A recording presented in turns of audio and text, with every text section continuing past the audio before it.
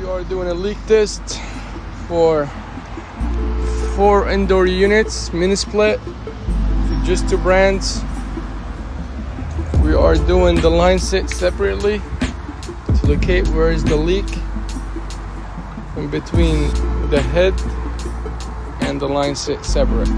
Then I will do a leak test for the condenser by itself. We're here at Waldwick, trying to locate where is the leak and making the customer happy.